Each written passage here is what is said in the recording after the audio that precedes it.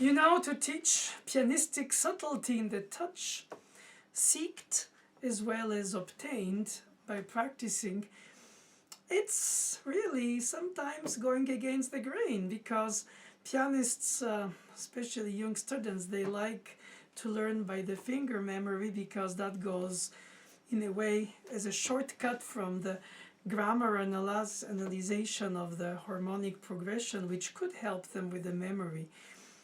So I try to bring all of these when I teach for each student, and try to adapt to their level of understanding by hoping to help them patiently. I always take extra time to enhance their horizons, so that their multiple points entrance into a section harmonically, melodically, and finger-wise is not only the fingers. But that is, one said, easy to do, but hard to implement. For instance, one has to have in mind the instrument on which a piece was composed compared to the instrument of the piano on which we played today. It's commonly understood, or perhaps misunderstood, depends on the points of view, that the fortepiano in the early 19th century was a revolution that overtook the harpsichord that was there for centuries before, and that the modern piano of today, so to say, is its continuator.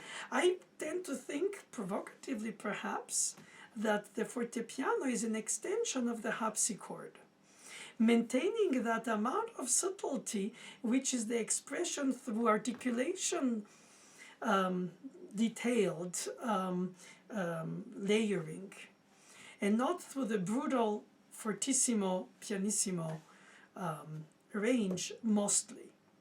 Now, that shouldn't be only, but it's a nuclear device that the modern piano has, that the fortepiano didn't have. It was perhaps a mezzo piano, mezzo pianissimo, instead of fortepiano, even if it was called fortepiano. And to emphasize its own name becoming part of what is supposed to be drastically new function of dynamic range, contrast compared to the harpsichord, I think is our wrong understanding today. I think it was an infinitely more subtle instrument about inner voices, articulations, and then to do with the pedaling, the acoustics, and the way people projected music. If you play a modern piano today, it has a deep action, large keys, very powerful soundboard, and cross strings, and iron and steel strings, and the iron board, and everything is calculated to project the most possible, so that you play a concerto by Rachmaninoff, you play louder than the orchestra by yourself, and all that for an audience of 3,000 or 4,000 people in a hall, all of that feeling like in a big circus airport, which is made to enhance the acoustics to the point to which it's incredibly enticing actually, but completely overstated in terms of the resonance. Let less compared to a student practicing in a practice room or at home on an upright or a baby grand at best, or sometimes electronic piano. The acoustic is dry, and so the intensity and the importance of the harmonization through the pedaling becomes very different than when it's naturally resonant in the hall. But you play once in the hall if you practice to get a chance to play, and then you cannot at the moment, on the spot, if somebody tells you, well, it's resonant, so don't use as much pedal, you cannot just at once dissociate this synchronization that you obtain by practicing over and over to memorize in your muscular memory all the pieces' performance, fingers and feet together. Now the harmonization, pedaling, and awareness of it is not always either associated to the pianist practicing, because sometimes they do it by ear intuition, but that's fine as long as they do it. Of course, it's better when they're aware, because if they have a muscular mistake of their finger or their joint or their tip, or something happens because they're nervous or their heightened awareness of the situation gets them to have stage fright, then they can find themselves when they get lost. But if not, they don't. But okay, that is a secondary element of this. But the instrumental difference is that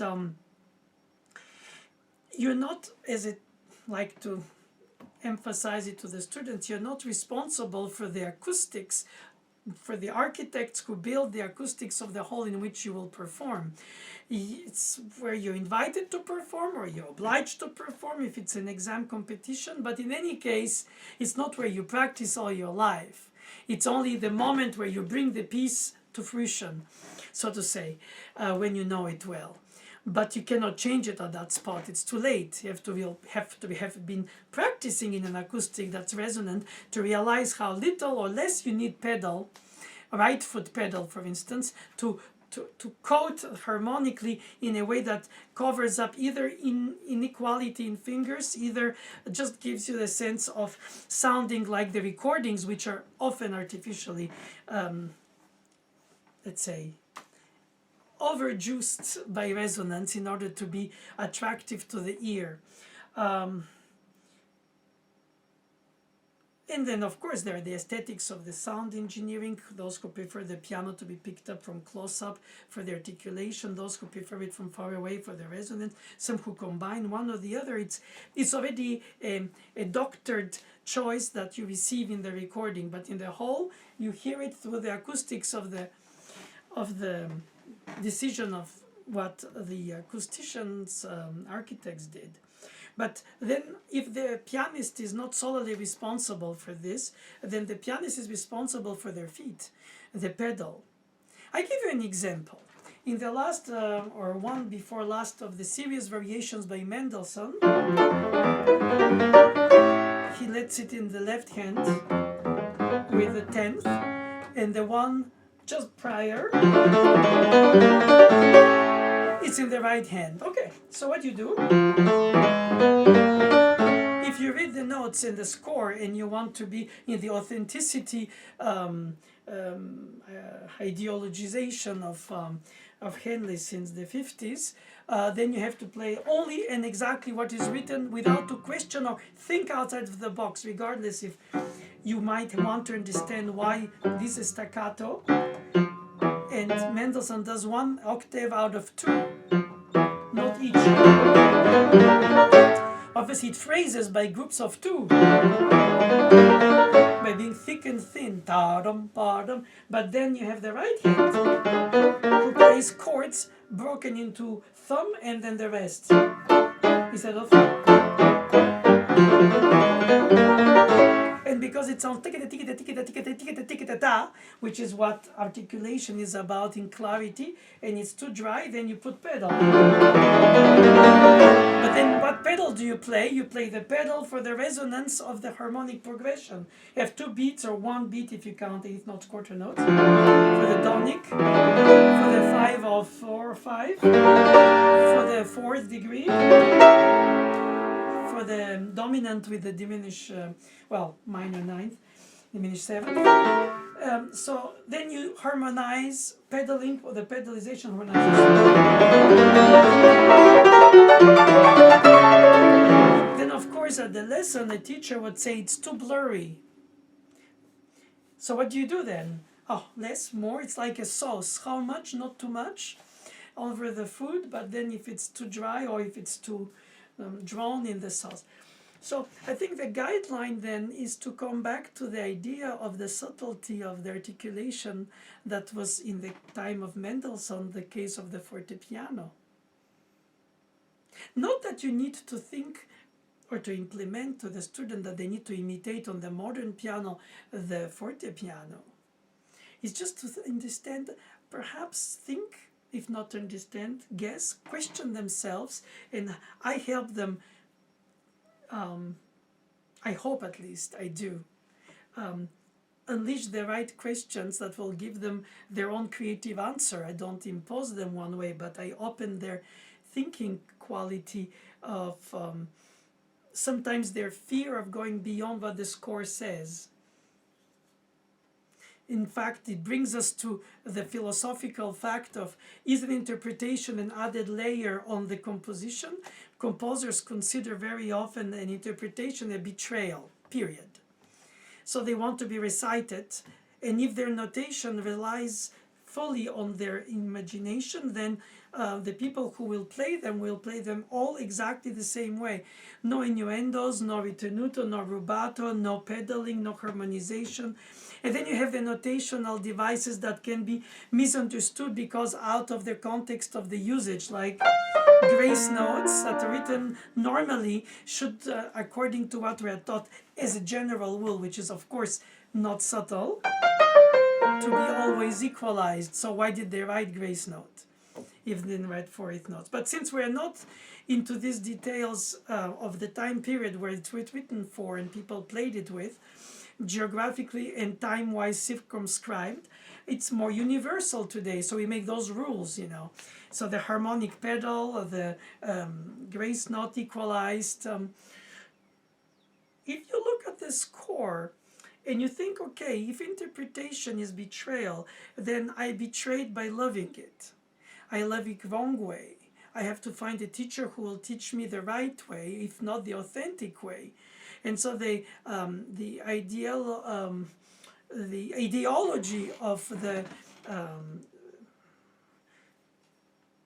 exciting but in a way reductive imposition of the dictatorship of the authenticity editions, to the point to which even a competition like International Chopin competition a few years ago had put in their rules that you're supposed to play it with the Polish National New Edition.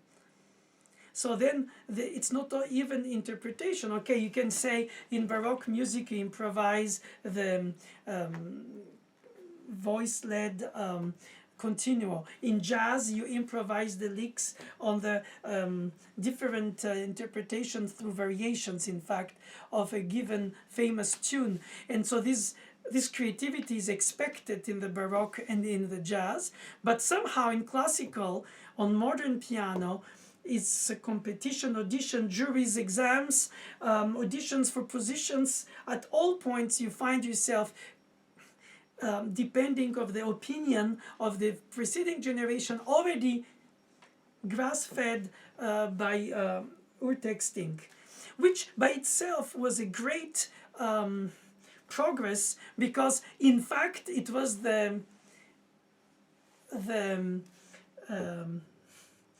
reorganizing the exaggerations when the bell went too far to the side of the Busoni style interpretation, which was literally a recomposition of the piece over the piece, not just a rubato here and there. It's like I rewrite the whole texture. And that was exaggeration that was totally à la mode and in the top fashion of the turn of the early 20th century.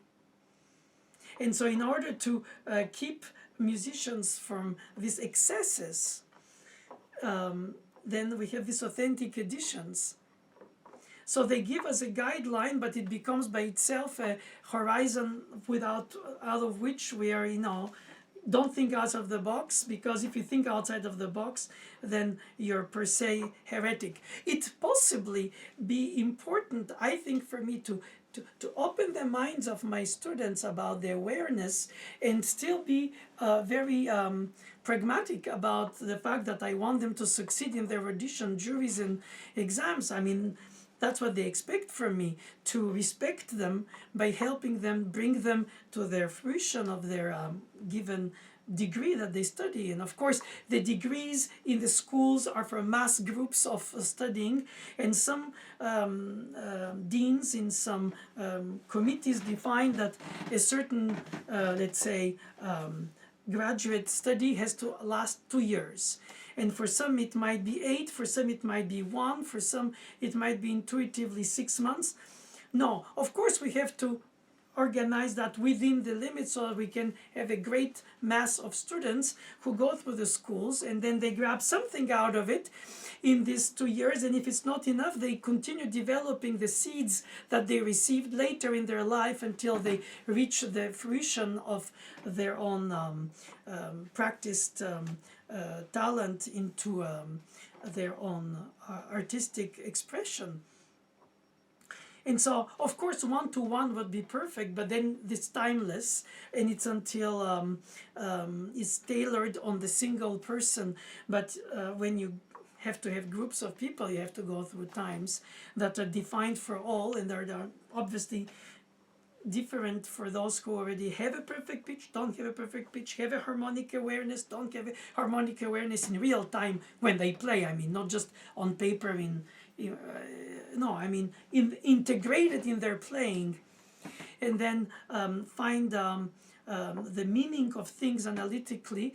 Not that it will help you play them better, but at least you have the awareness of where you are in the piece. For instance, a fact is that most of the principal minor sonata forms pieces are in it's a minority of them. Most of them are in principal major keys, and when the second theme is in the relative minor, in the exposition, forgive me, in the recapitulation is the principal key, which is major. But if the principal key is minor, like in the third sonata by Chopin,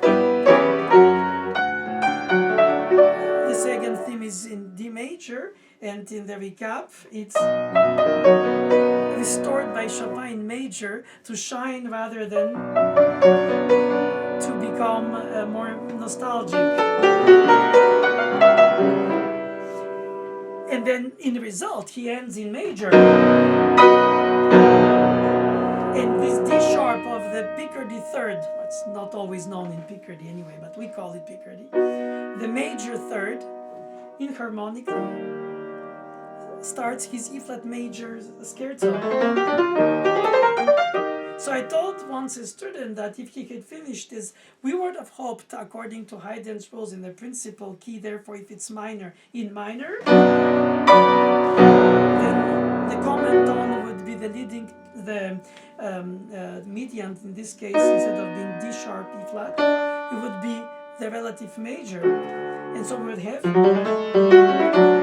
the scherzo in D major. Now, does it make you play better the scherzo because you know that? No.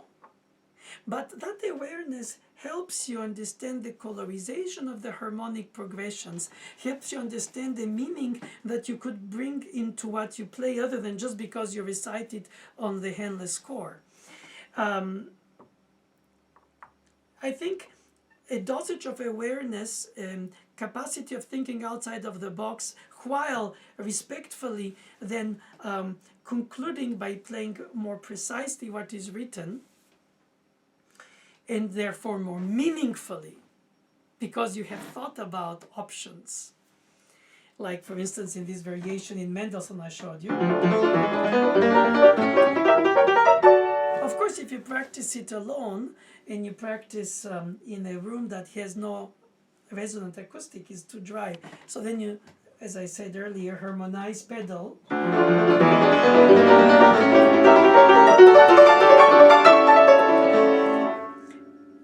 But in fact, what you need is to harmonize it the most possible by finger pedaling. Why? Because if you hold the thumb, that is not indicated in the score, therefore this is a breach with the authenticity of the notation. I think it's because they didn't do that, and I mean Mendelssohn didn't do that, and the left hand has staccato, but only one octave out of two, and not each note. So if you combine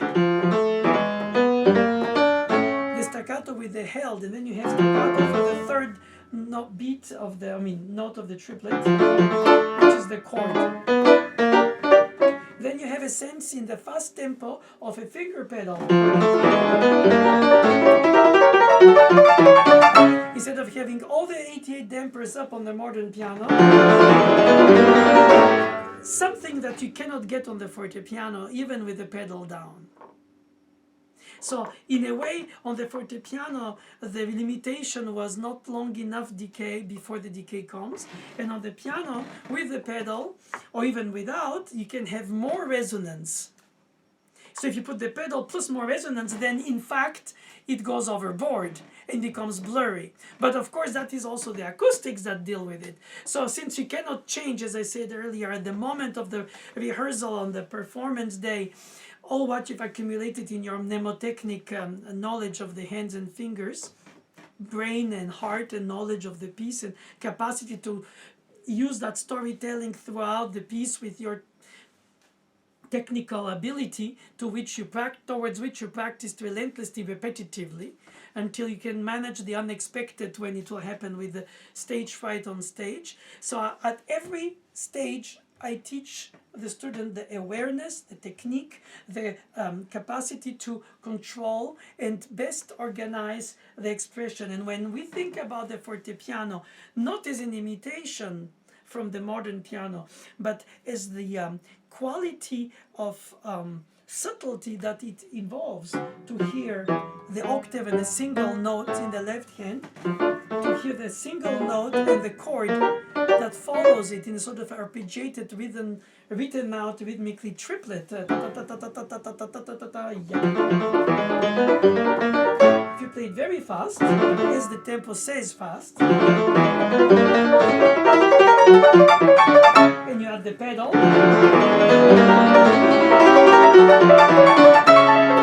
oh, people are very happy about it. Oh my god, it sounds swell. The more resonance, the better, and so in fact it enhances the power, the projection, but it loses the richness of the quality of the various subtlety of articulation differences, the staccato octave, the staccato not octave, single note in the right hand, the connected harmonization from the third, and then the harmonization after, not it's like you can play it all together with pedal. Oh, but professor, this is vulgar. Yes, I agree. It's just an example of what not to do or not to allow happen in a certain way if you're totally aware, attentive, and organizing your articulation practice.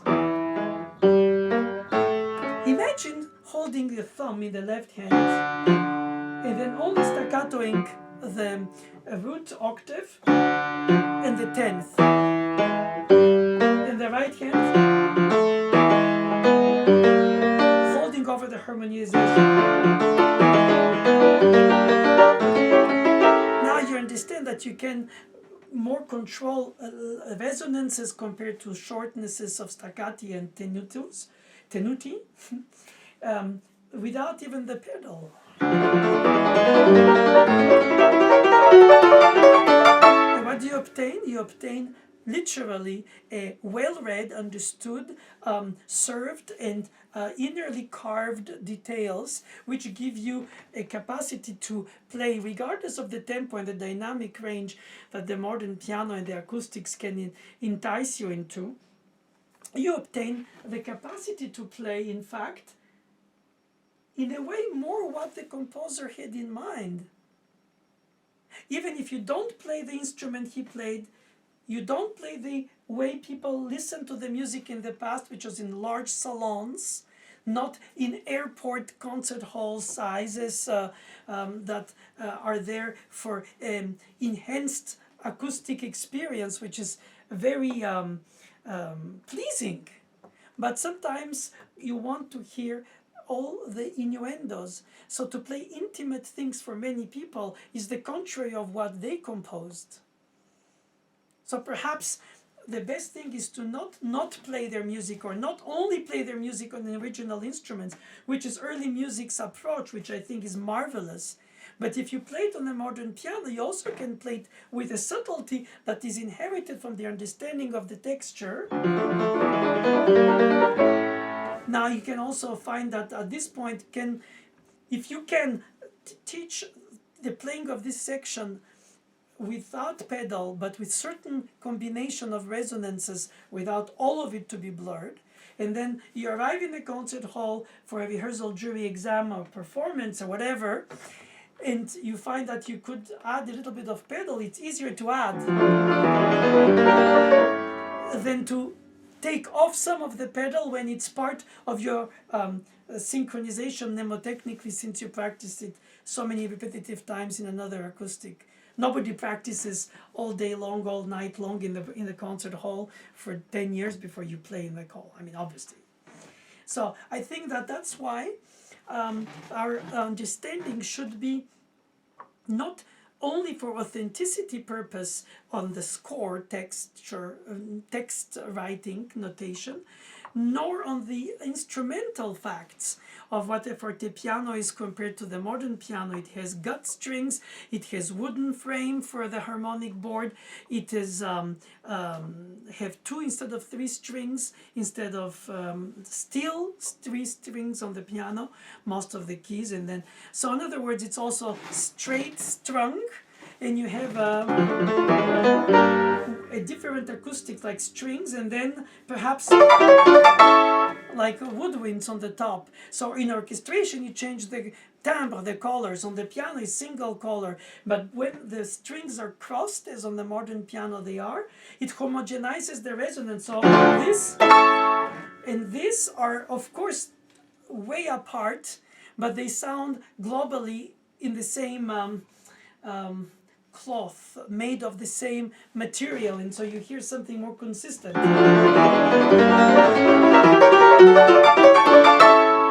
But in the fortepianos of Mendelssohn's time, you hear this perhaps like strings, this like brass, and this like woodwinds in a continuum. And so if you put on top of it pedal plus the homogenization of the sound by the cross-string piano,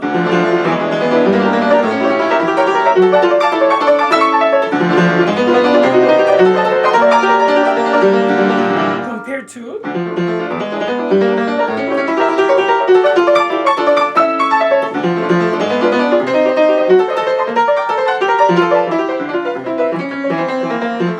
and so you start hearing more things that are not basically covered by the pedal. It's like low tide all of a sudden. You don't need the water to cover all this area of the beach, and you discover all kinds of things on the beach. Oh my God!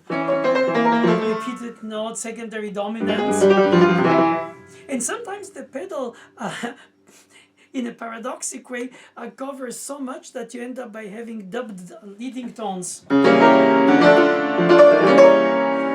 And you can say in harmonic progressions, when you read, study correct voice leading in harmonic progressions, you're told not to dub the leading tone because it creates parallel octaves, parallel intervals, octaves and fifth being forbidden, for purposes of finding more creative ways to bypass this with contrary motions or, of course, common tones.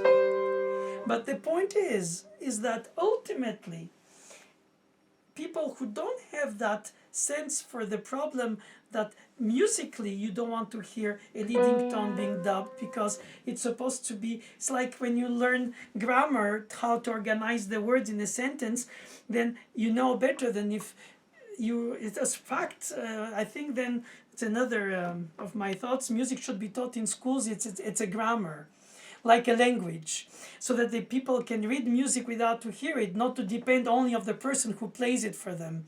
But in reading, they read it on their own, and they don't need, when they learn how to read, perhaps misreading, misunderstanding some of the innuendos of the author, they don't need somebody to read it to them. And so it gives them a liberation from the fact of depending from tone engineered acoustics technique of a pianist point of view. And if they don't know the piece, then they love it anyway because they think, well, that's the way it is. If they don't, they also hate it for the same reason, but they don't have comparisons, like seeing a movie without having read the book or the scenario.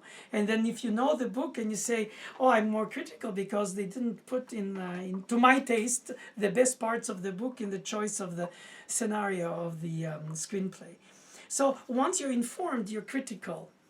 When you're not, you can't.